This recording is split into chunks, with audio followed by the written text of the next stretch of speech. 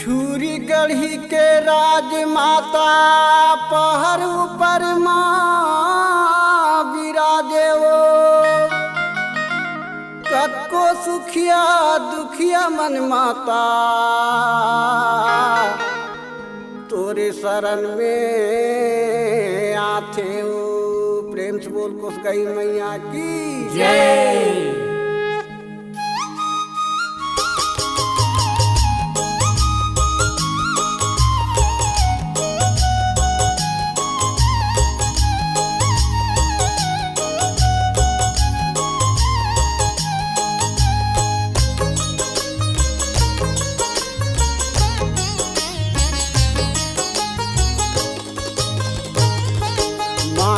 गाई के पुजारी बैगा बाबा हे कले से, मोर माता के पुजारी बैगा बाबा हे कले से,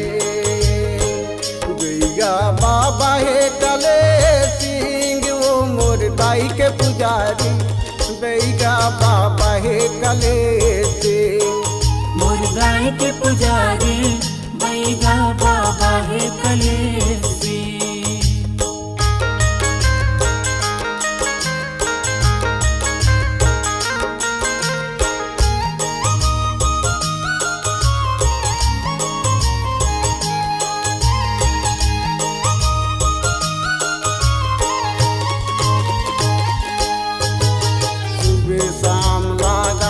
ध्यान मन मातल दिखाए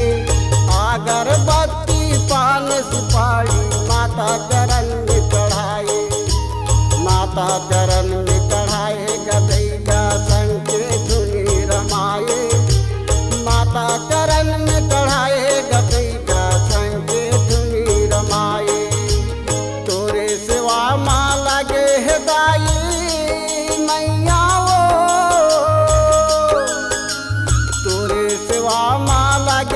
दाई पूजा करथे निस दिन, मोर माता के पुजारी बैगा बाबा हे कले से, मोर माता के पुजारी बैगा बाबा हे कले से।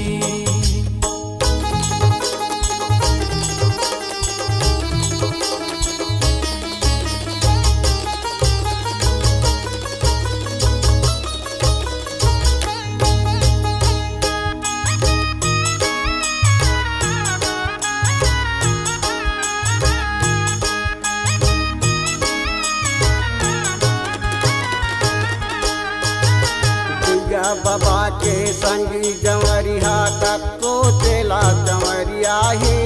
नरियल फोरैया बंदन लगैया बैगा पे कुराम हे, नरियल फोरैया बंदन लगैया बैगा पे कुराम हे, पीढ़ी पीढ़ी तोर सेवा बजावे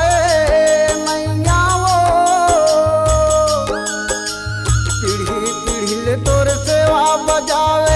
पूजा करथे रोज दिन, मोर माता के पुजारी बैगा बाबा हे कले से, मोर माता के पुजारी बैगा बाबा हे कले से।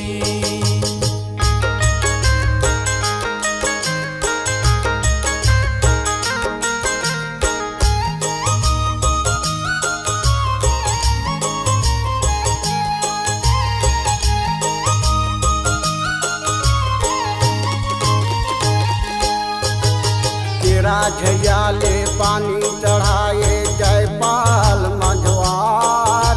प्यासा मन ला पानी पियावे माता कुछ गाई दरबार,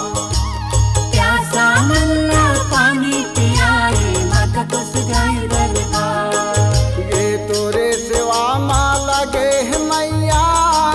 दाई वो, तोरे सेवा माँ लगे दाई पानी भरथे रोज दिन, मोर माता के पुजारी बैगा बाबा हे कले से, मोर माता के पुजारी बैगा बाबा हे कले